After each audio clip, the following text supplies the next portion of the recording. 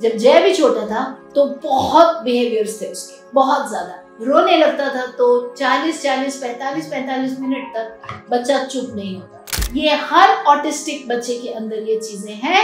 इसको बोलते हैं इंग्लिश में लैक ऑफ इम्पल्स कंट्रोल। अब ऐसी स्थिति में जब एक बच्चे का आधे से ज्यादा दिमाग सो गया है दवा के असर में, आप मुझे बताइए क्या आप उसे कुछ सिखा सकेंगे? एंगर को डिफ्लेट करेंगे, आप पीछे हट जाएंगे।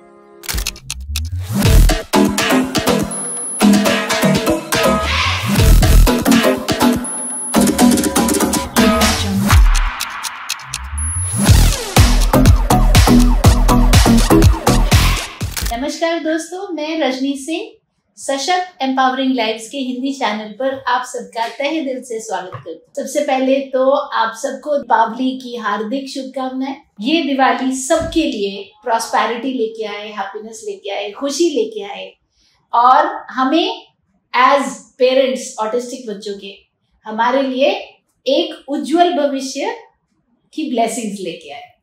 तो आज हम क्या करने वाले हैं? आज हम बात करने वाले हैं उस मुद्दे पे, उस इशू पे जो कि बहुत ज्यादा डिस्कस होता है, यानी कि गुस्सा। मेरे बच्चे को एक्सट्रीम गुस्सा आता है, कंट्रोल नहीं होता है। ऑटिज्म और एंगर, गुस्सा। आप लोगों में से जो मुझे आज पहली बार यहाँ देख रहे हैं उनके लिए बता दूं, मेरा नाम रजनी है, मैं स्पेशल एजुकेटर हूँ। 2 बच्चे हैं, बड़ा वाला ऑटिस्टिक है और अब मैं मुंबई में हूँ और हमसे एक अलग शहर में अकेले रहता है, नौकरी करता है और ये कहते हुए मुझे बहुत खुशी होती है। शेफ है, होटल मैनेजमेंट में है, उसने अपना होटल मैनेजमेंट कंप्लीट किया है और अब जॉब कर रहा है। इनफैक्ट आज आते आते मैं सोच रही थी उससे कहूँगी कि अपनी फर्स्ट सैलरी की जो SMS होती है वो माँ को जरूर भेजे। अब ये सफर वहां से जहां वो था, जब कहते थे सिर्फ दिए बनाएगा और मोमबत्तियां बनाएगा, वहां तक जब वो इंडिपेंडेंटली रह रहा है और अब उसे फर्स्ट सैलरी मिलेगी, जो एक बहुत बड़ी बात होगी हम सब के लिए, पार्टी का मामला। ये कैसे तय होता है, ये सब कुछ हम इस चैनल पर डिस्कस करते हैं, क्योंकि सिर्फ जय ही नहीं, 15,000 से ऊपर मेरे स्टूडेंट्स हैं और हम बहुत सारी स्ट्रैटेजीज डिस्कस करते हैं। उन्हीं में से आज एक स्ट्रैटेजी डिस्कस कर रहे हैं, एंगर, यानी कि गुस्सा। अब जब जय भी छोटा था तो बहुत बिहेवियर्स थे उसके, बहुत ज्यादा। रोने लगता था तो 45 मिनट तक बच्चा चुप नहीं होता था, रोता ही चला जाता था। घर परिवार के सब लोग घबरा जाते थे, मुझ पर शाउट करने लगते थे क्यों रुलाया है उसको। तब वो और रोता था, तब उसका गुस्सा और बढ़ता था। कहीं ऐसा सिनेरियो आपके साथ भी तो नहीं हो रहा है कि आपने उसके कुछ बिहेवियर को ठीक करने की कोशिश की और वो बिखर गया, बिल्कुल बूंदी के लड्डू की तरह, हर दिशा में वाह वाह चीखना शुरू, और घर वाले आपको ही परेशान हो रहे, डांट रहे कि क्या करते हो, हैंडल करना नहीं आता है बच्चा एकदम, फिर बच्चे के आगे पीछे नहीं बेटा, ये वो, और उसका गुस्सा बढ़ता ही जा रहा है। भाइयों और बहनों, आपकी जानकारी के लिए बता दूं, ये चीजें केवल मेरे जय में या केवल आपके बच्चे में नहीं, ये हर ऑटिस्टिक बच्चे के अंदर ये चीजें हैं।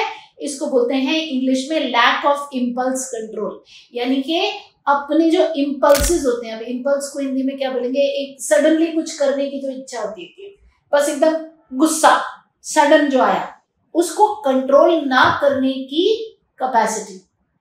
अब जब पेरेंट्स एक थोड़ा सा हार्ड स्टैंड नहीं ले पाते तो क्या होता है, मेडिसिन की तरफ जाते हैं, फिर साइकोट्रोपिक ड्रग्स जो डॉक्टर्स प्रिस्क्राइब करते हैं, एडवाइस, रिटलिन, चिज़ोडोन, रेस्पेराडोन, ये जितने भी नाम हैं ये आपको पता होंगे। अगर आप बिहेवियर से डर के और गुस्से से डर के आप क्या करें, डॉक्टर के पास गए हैं, उससे क्या होता है, बच्चा एकदम शांत रहता है। उस दवाई से दिन में आप शायद सुबह देते हैं और शाम को देते हैं, 2 बार देते हैं, ऐसा कुछ उसका डोजेज होता है और बच्चे को गुस्सा नहीं आता, लाइफ ब्यूटीफुल हो जाती है ना, सब ठीक हो जाता है। हम डॉक्टर को भी ब्लेसिंग देते हैं। लेकिन सुनिए अब अंदर की बात, बच्चे को इसलिए इतना सारा उबाल नहीं उठता क्योंकि उसका दिमाग सो जाता है, वो देखने में ही जाग रहा होता है, अंदर से वो लिटरली ड्रग्ड होता है ऐसे। आप उसे क्या बता रहे हो उसे समझ में नहीं आता। अब ऐसी स्थिति में जब एक बच्चे का आधे से ज्यादा दिमाग सो गया है दवा के असर में, आप मुझे बताइए क्या आप उसे कुछ सिखा सकेंगे? क्या वो कुछ सीखेगा? ना वो पढ़ाई सीखेगा और ना उसे इम्पल्स कंट्रोल आएगी, अपने एंगर को कंट्रोल करना आएगा नहीं। क्यों? क्योंकि एंगर को तो वो कंट्रोल कर ही नहीं रहा ना, वो तो सुला दिया आपने, है ना। तो क्या करना चाहिए? दवा का इस्तेमाल केवल एक ही सूरत में होना चाहिए, अगर बच्चे की जान को खतरा है या उसकी वजह से किसी और की जान को खतरा है। तो जैसे 2008 में मेरी क्लास में एक स्टूडेंट था, उसने व्हील चेयर बाउंड एक और स्टूडेंट को सीढ़ी से धक्का दे दिया था नीचे। कुदरती बात है, मैं वॉशरूम गई थी और को टीचर एक दूसरे बच्चे को सपोर्ट कर रहा था और मेड बच्चों के साथ, मेरी स्पेशल नीड्स की क्लास थी, हम लोग जा रहे थे और इसने एक पलक झपकते ही, उतनी सी ही देर में, वरना मैं भी वहां होती ये नहीं हो पाता। मैं वॉशरूम में थी, 2 लोग थे और 8 स्पेशल बच्चे थे। उतनी ही देर में, हालांकि हम लोग इतना कंट्रोल करके चलते थे कि जब बिल्कुल जरूरी हो जाए तो ही जाए, क्योंकि क्लास बहुत डिसरप्टिव थी। उसने सीढ़ी के पास आके उस बच्चे को धक्का दे दिया व्हीलचेयर से नीचे। थैंक गॉड कि सामने से ओटी आ रहे थे सीढ़ी से ही। वो हमारे ओटी बहुत हेल्थ फिटनेस फ्रीक थे, तो वो लिफ्ट नहीं लेते थे। उन्होंने पकड़ लिया तो वो बच्चा बच गया। लेकिन उस सूरत में हमने खुद पेरेंट्स को सजेस्ट किया था, क्योंकि ये एक्सट्रीमली डेंजरस हो सकता है कि बच्चे को दवा पर डालें। ऐसी अगर स्थिति है तो जो मैं बताने जा रही हूँ वो आपको ना नहीं करना है, आपको दवा देना है। अगर बच्चा 11वें फ्लोर से नीचे गुस्से में आके ऐसे नीचे झांक रहा है और रेलिंग से लटक रहा है या चाकू लेके कहीं आपकी तरफ दौड़ रहा है, ऐसा कुछ है तो दवा लगेगी। उसके दिमाग को हमें थोड़ा सुलाना पड़ेगा क्योंकि जान बचानी है।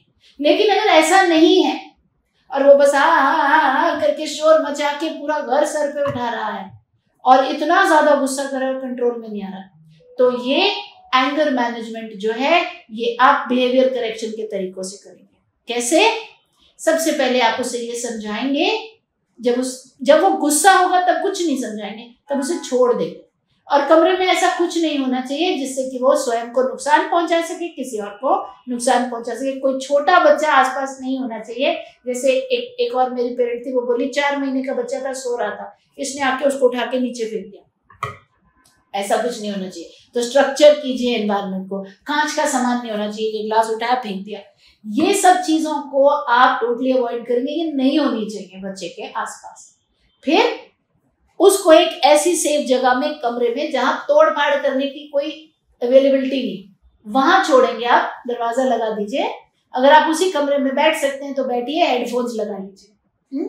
उसको चीखने दीजिए, थोड़ा मुश्किल है, चीखने दीजिए। घंटा 2 घंटा कितनी देर चीखेगा, अब वो थक के बैठ जाए।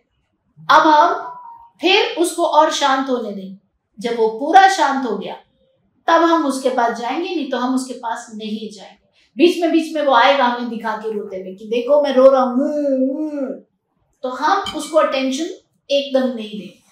और जब वो शांत हो जाएगा तब उससे कहेंगे क्योंकि तुमने इतना तांडव किया है, इतना उद्दंड मचाया है, अब बेटा तुमको ये और ये काम करने होंगे।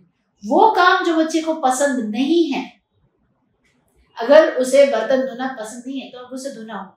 अब वो और जोर से चीखेगा, फिर हम बैठ जाएंगे। अब वो शांत होगा, जब थक जाएगा, चीख के थक जाएगा, और घर वाले आपको तंग ना करें, तो ये कार्यवाही तब करें जब वो आसपास ना हो, जब वो चले जाए ऑफिस, हाँ, और कहीं, या दरवाजा बंद कर दीजिए।